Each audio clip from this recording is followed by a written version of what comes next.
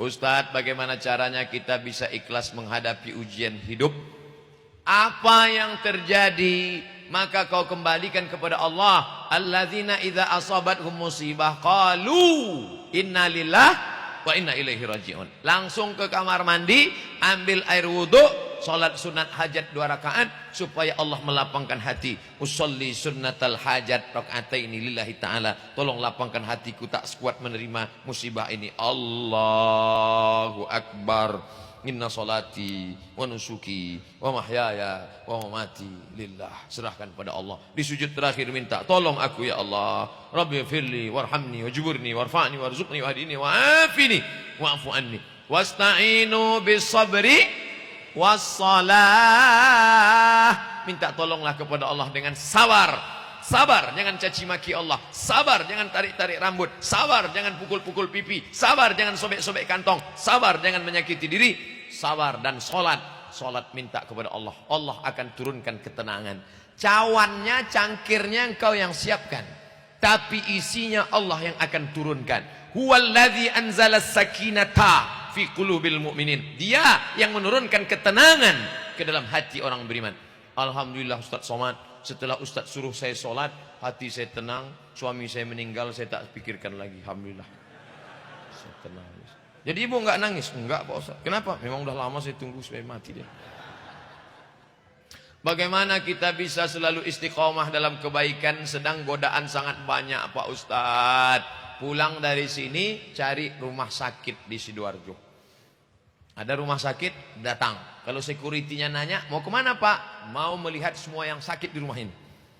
Dengan melihat orang sakit, kita akan istiqomah. Saya masuk ke rumah sakit, melihat ibu-ibu, bapak-bapak dekat, lalu ditusuk tangannya pakai kabel panjang sebesar ini, keluar darah berbuih, masuk ke dalam mesin cuci darah. Ternyata buah pinggang yang sebesar telur angsa di sini sudah tidak berfungsi. Saya tanya, sebulan berapa kali? Seminggu 2 kali. Berapa lama terbaring? 5 jam Pak Ustadz. Sakitnya jangan diceritakan. Uang yang duit, cuci darah. Oleh sebab itu maka datang syukur kita kepada Allah. Aku masih sehat, berarti Allah suruh aku beribadah. Sering-sering datang ke rumah sakit. Kalau enggak juga berubah, ikuti orang mati.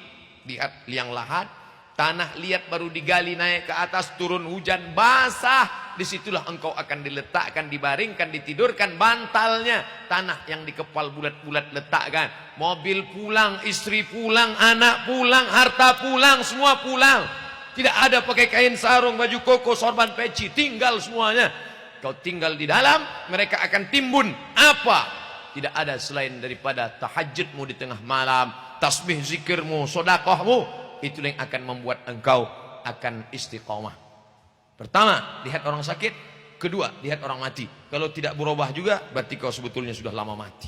Bagaimana cara mempersiapkan keluarga yang sakinah bagi orang yang belum menikah? Kamu belum menikah, iya, jaga dirimu dari maksiat. Pertama, maksiat mata. Enggak bisa Pak Ustadz, saya kan jalan, masa merem mulu? Tundukkan pandangan. Kalau ada orang yang pakaiannya enggak betul, lihat dikit-dikit enggak apa-apa. Lihat jalan. Masa bapak-bapak lalu lintas, enggak mungkin enggak lihat jalan. Pakai helm gelap, kalau agak gelap agak sedikit dosanya. Gelap. Karena kalau kita pakai kacamata hitam, orang putih sama hitam sama bentuknya. Nah, setelah itu, Pak Ustadz, kayak sudah jaga mata tapi makanan, makan daging, makan sup, makan ini, kan libido seksual naik. Banyak-banyak puasa sunat. Senin, Kamis, Senin, Kamis, Senin, Kamis. Saya sudah puasa Senin, Kamis, tetap bergelora Pak Ustadz. Puasa Nabi Daud. 1, 3, 5, 7. Tetap juga Pak Ustadz, tiap hari puasa. Namanya puasa dahar. Tiap hari. Insya Allah kalau kau puasa tiap hari, nafsu ada, tenaga enggak ada.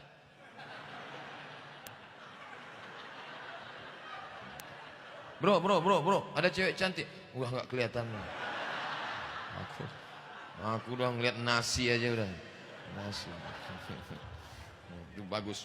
Itu hadis Nabi. Man istata'a minkumul ba'ah, siapa di antara kalian yang ingin menikah, sudah sanggup menikah, falyatazawwaj, menikahlah. Fa illam yastati, siapa yang tidak sanggup, faman lam yastati, siapa yang tidak mampu, fa alaihi bisaum, maka hendaklah dia puasa. Itu bagus bagi kalian yang lajang-lajang. Nafsu banyak, maka kalian kendalikan dengan main olahraga. Futsal. Futsal mahal Pak Ustadz, 1 jam 50.000. Renang. Berenang juga mahal Pak Ustadz di kolam renang. Yang gratis. Sini kan dekat laut kan? Pergi ke laut, terjun. Berenang. Insya Allah kalau sampai ke tengah bukan cuma nafsunya hilang, orangnya hilang sekalian. Olahraga memanah, beli. Saya ada panahan. Kalau dekat kita bisa saya pinjamkan panah. Berkuda, kuda tak ada. Apakah ada yang namanya salah jodoh?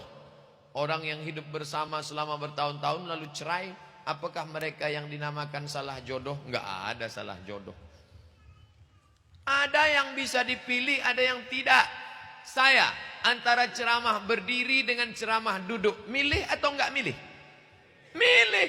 Ustadz mau duduk atau berdiri? Saya berdiri.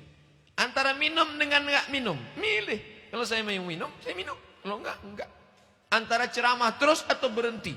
Begitu juga dengan jodoh.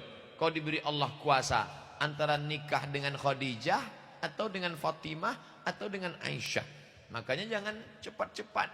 Wasyawirhum fil amri, musyawarah. Ustadz, ini calon saya ada 3 Pak Ustadz. Yang satu orangnya kaya tapi jelek. Yang satu orangnya cantik tapi susah. Yang satu lagi orangnya enggak terlalu cantik, enggak terlalu kaya, tapi orangnya taat. Yang nomor 3 aja. Wasyawirhum fil kau musyawarah. Kalau sudah musyawarah, fa idza azamta, kalau sudah azam, fatawakkal 'ala Allah. Tawakal pada Allah. Nah, jadi tidak ada salah jodoh. Kau nikah, musyawarah, azam, nikah. Bahwa kemudian tidak sesuai, itu langkahnya. Dia ngelawan saya Pak Ustadz. Ternyata orangnya melawan, saya nggak sanggup. Nusyuz, perempuan yang nusyuz jangan langsung dicerai. Ada 5 langkah. Yang pertama, faizuhunna, nasihati dia. Adinda, aku mau menikahimu karena dulu aku lihat engkau soleha. Ternyata casingnya saja, signalnya setan juga. Kau harus berhenti, kau harus sholat. Lawan dia. Apa? Saya nggak takut sama kamu. Wahjuruhunna fil madaji, pisah tempat tidur. Karena kau melawan dengan aku, maka sejak hari ini kita pisah tempat tidur. Apa kata dia? Memang itulah yang kutunggu-tunggu. Oh, yang ketiga, wadribuhun, tempelenglah dia. Pas mau ditempeleng, diambilnya kamera, difotonya, langsung diupload. Teganya. Ditangkap sama Pak Kapolsek. Kekerasan dalam rumah tangga. Bapak ada nempeleng? Enggak ada Pak. Ini fotonya. Loh, Bapak dapat dari mana? Sudah di-share 30.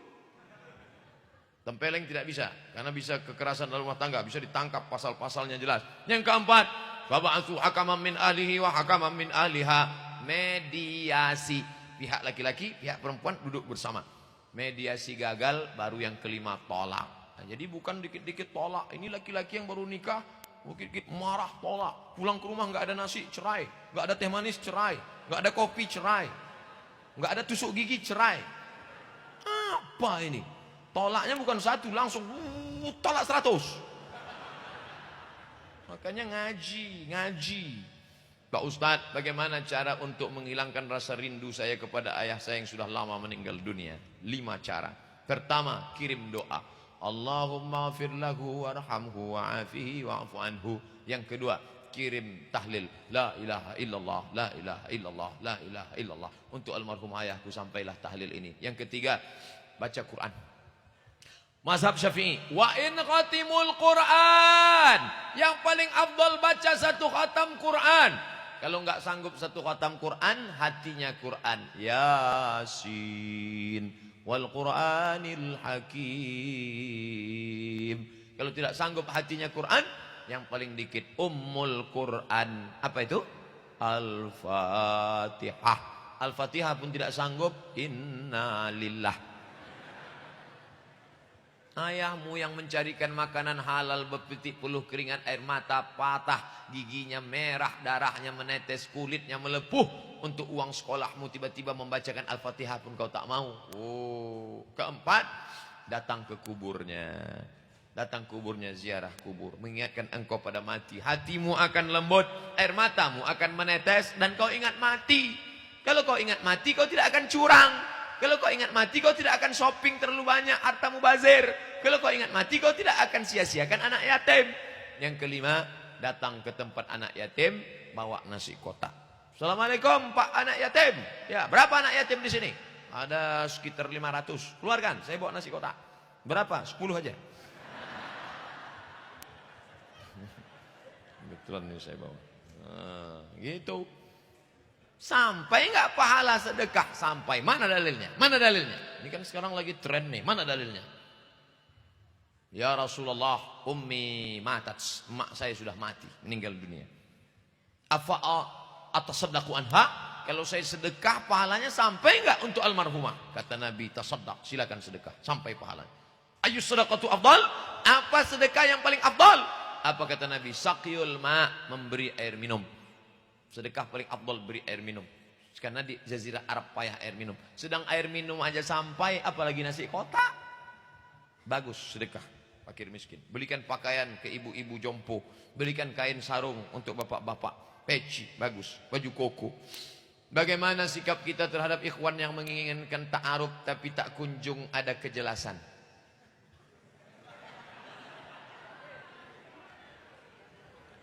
Ikhwan kontaknya bukan pada akhwat. Ini keliru ini. Ikhwan kontaknya bukan ke akhwat, tapi kepada walinya. Kamu walimu hai akhwat ada 6. Bapakmu, mbahmu, kakekmu, adikmu, abangmu, abang ayahmu, atau adik ayahmu. 6 orang ini yang dia kontak. Adapun kamu nggak usah terlalu bereaksi. Nanti kalau kamu terlalu bereaksi, dia sangka kamu mau ngejar dia. Kamu pura-pura cuek aja, walaupun hati risau. Nyantai aja. Nanti ketika dia datang, keluargamu nanya, "Dok, sampean gelem apa ora iki? Kamu mau nggak sama dia?" Kalau anak gadis zaman dulu diam dia. Perempuan yang diam, kata Nabi, as-sukutu alamatur ridha. Kalau diam tanda setuju. Itu anak gadis dulu. Zaman sekarang iya aja atau iya banget ya.